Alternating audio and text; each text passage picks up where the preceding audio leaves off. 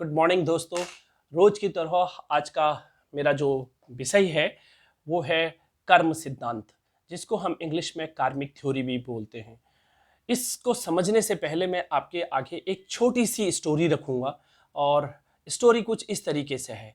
एक राज्य में 3 किसान जो कि हर साल के रूल के अकॉर्डिंग जब उनके बाग बगीचों में फल होते हैं तो उनको पके पके फल, अच्छे फल एज ए ग्रेटिट्यूड वो सबसे पहले अपने राजा को देते हैं।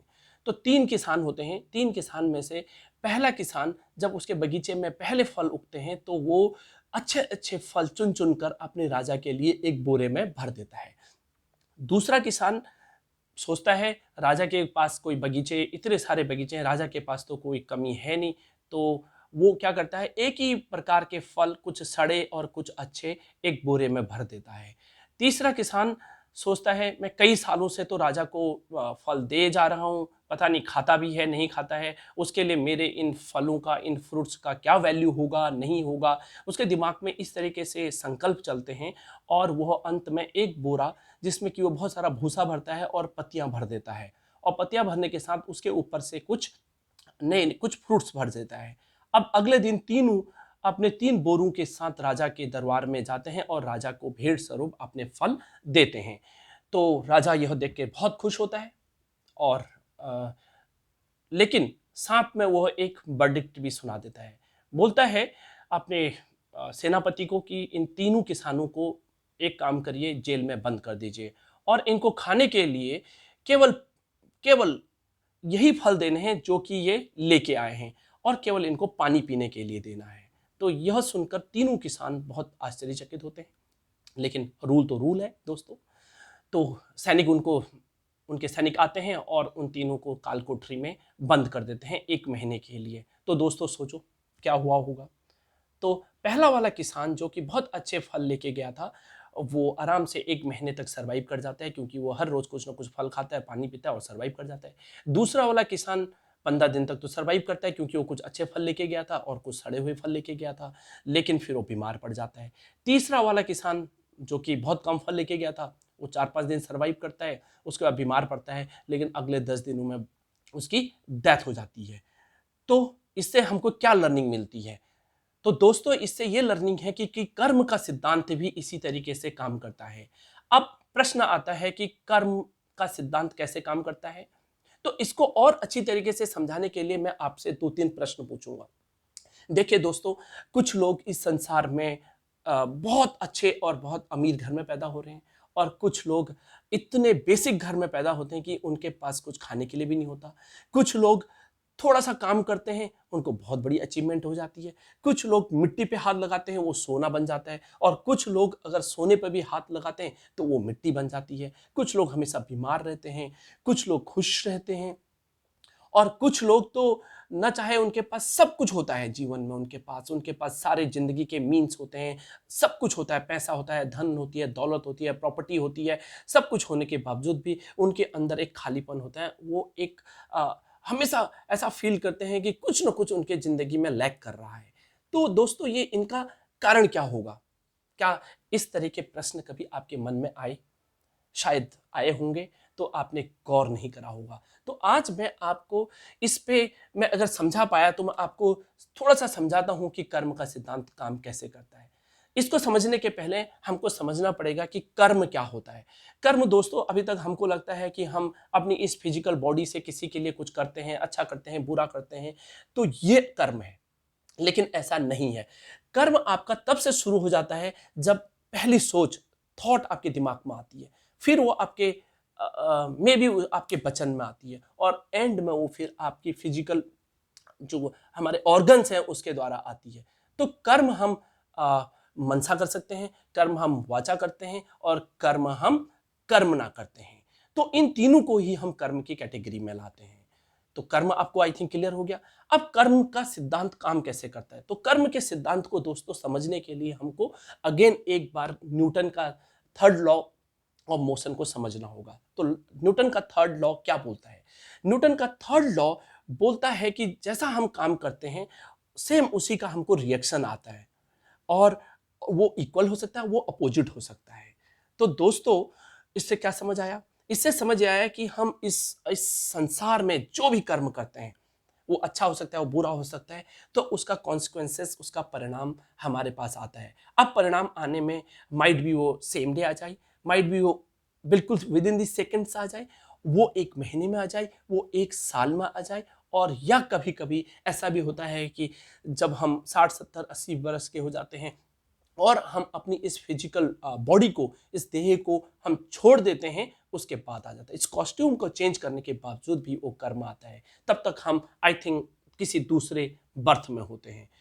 तो कर्म का सिद्धांत काम कैसे करता है? कर्म का सिद्धांत को समझाने के लिए आप ऐसे समझिए कि ये एक पूरा कॉस्मोस है। इस कॉस्मोस में आ, हर चीज एक एनर्जी है, हम भी एक लिविंग एनर्जी हैं। तो एनर्जी की, ऊर्जा की दो चीजें होती हैं, एक होती है फ्रीक्वेंसी और एक होती है वाइब्रेशन। तो हमारी जैसी एनर्जी होती है, जैसी हमारी फ्रीक्वेंसी होती है, उसी टाइप के फ्रीक्वेंसी के लोग हमको मिलते हैं, इसी टाइप के चीजें हमारे साथ हैपन होती हैं। और हमारी वाइब्रेशन पॉजिटिव हो सकती है, हमारी नेगेटिव हो सकती है। कुछ लोगों से पॉजिटिव वाइब्रेशंस निकलती हैं, कुछ से नेगेटिव वाइब्रेशंस निकलती हैं। तो ये कलेक्टिवली क्या करते हैं, जब हम पूरे दिन भर में या पूरे जीवन भर काल में बहुत सारे काम करते हैं, काम करते करते ये हमारे पूरे कॉस्मोस में हमारे ये कर्म जो हो एक्यूमुलेट हो जाते हैं और वो फिर लौट के आते हैं। ये दोस्तों ऐसे ही है कि जैसे कि हमने एक हवा में एक तीर छोड़ा और वो तीर का वापस आना लाजमी है। वो तीर कभी भी वापस हमारे साथ आ सकता है। तो वो जब वापस आता है तो वो कुछ गुड एनर्जी के साथ आ सकता है और कुछ बैड एनर्जी के साथ आ सकता है। तो ये एनर्जी कैसे कॉस्मोस से वापस आती है? ये वही एनर्जी वापस आती है जिस टाइप की एनर्जी हमने लोगों के साथ दी है। अब ये एनर्जी कैसे आती है? देखिए, हम जो भी सोचते हैं, जो भी हम इमोशंस रखते हैं, जो भी हम लोगों के लिए इंटेंशंस रखते हैं, जो भी हम एक्ट करते हैं, जो भी हम एक्शन करते हैं, इस एक्शन की एक एनर्जी होती है और वही एनर्जी फिर कॉस्मोस में जाके हमारे पास वापस आती है। अब दोस्तों प्रश्न आता है कि कर्म का सिद्धांत हमको समझ आ गया, हमको ये समझ आ गया कि ये काम कैसे करता है। अब हमको इसको और इसके बेनिफिट क्या होंगे और इसके अच्छे कर्म को, कार्मिक अकाउंट को बढ़ाने के लिए हमें क्या करना चाहिए? तो देखिए, हमारे दो अकाउंट होते हैं। एक हमारा फिजिकल अकाउंट होता है, जैसे जिसके लिए हम दिन भर जॉब करते हैं, बिजनेस करते हैं, जिस अकाउंट को हम पैसे से बढ़ाते हैं। दूसरा अकाउंट होता है दोस्तों हमारे कर्मों का अकाउंट, जिसको हम कार्मिक अकाउंट्स बोलते हैं। तो हमको एक साथ दो काम करने होते हैं। एक हमको अपना फिजिकल धन संपत्ति जोड़ने के लिए अपना अकाउंट बनाना है और दूसरा अकाउंट हमको हमेशा अच्छे कर्मों का, गुड वर्क्स का हमको एक अकाउंट क्रिएट करना है। क्योंकि अंत के समय में और जब हम कहीं डिफिकल्टीज में होते हैं, जब हम बहुत परेशानी में होते हैं, जब हम चारों तरफ से घिर जाते हैं, उस समय हमको यही हमारे अच्छे कर्म और हमें लोगों की दुआएं, जो कि आज लेना बहुत डिफिकल्ट है दोस्तों। हम लोगों से धन छीन सकते हैं, हम लोगों से थोड़ा इम्प्रेस करके उनसे और बहुत सारी चीज़ें ले सकते हैं, वस्तुएं ले सकते हैं, लेकिन दुआएं लेने में बहुत मेहनत है। दुआएं लेने के लिए आपको अपनी इंटेंशन अच्छी रखनी पड़ती है। बहुत मुश्किल से ये दुआएं मिलती हैं। लेकिन इसका सबसे अच्छा पार्ट क्या है?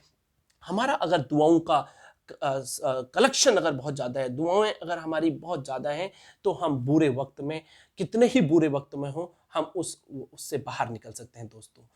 अब बात आती है कि कर्म के सिद्धांत को अगर हमें समझ आ गया तो हम इससे कैसे पॉजिटिविटी फैला सकते हैं और कर्म के सिद्धांत को समझने के बाद हमें अपने अच्छे कर्मों को जमा करने के लिए हमें क्या करना चाहिए। तो दोस्तों, सबसे पहले हमें अच्छे कर्म करने के लिए हमें सबको सुख देना चाहिए, सबको फॉरगिव करना चाहिए, जो जैसा है उसको पहले एक्सेप्ट करना चाहिए। उसके बाद अगर हमें उसमें लग रहा है कि हमें उसे कुछ चेंज करना है तो हम उसको चेंज कर सकते हैं। हमको सबसे पहले लोगों को एक्सेप्ट करना चाहिए, दिल से एक्सेप्ट करना चाहिए, माइंड से एक्सेप्ट करना चाहिए। हमें सबके लिए ग्रेटिट्यूड होना चाहिए, दूसरों के लिए प्यार होना चाहिए और किसी को कभी दुख नहीं देना चाहिए। दुख नहीं देने में तो बहुत सारे लोग आगे होते हैं, लेकिन दुख लेने में आगे होते हैं। तो हमें न दुख लेना है, न हमें किसी को दुख देना है। हमेशा सबको सुख देना है और सुख ही लेना है। तो ये कर्म का सिद्धांत हो गया। अब इसके बेनिफिट क्या होंगे? तो बेनिफिट दोस्तों क्या होंगे? आप देख रहे हो बाहर जहां चारों तरफ से नेगेटिविटी है, बहुत मुश्किल से ही लोगों में पॉजिटिव वाइब्रेशंस मिलती हैं, बहुत पॉजिटिव वाइब्रेशंस को ढूंढने पर भी नहीं मिलती हैं।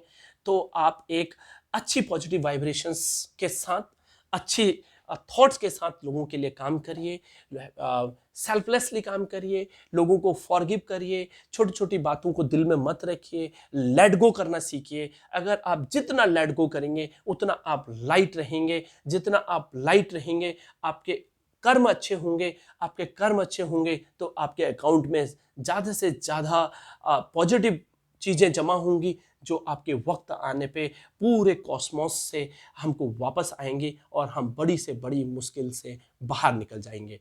तो कर्म का सिद्धांत आई होप आप थोड़ा सा समझ पाए होंगे।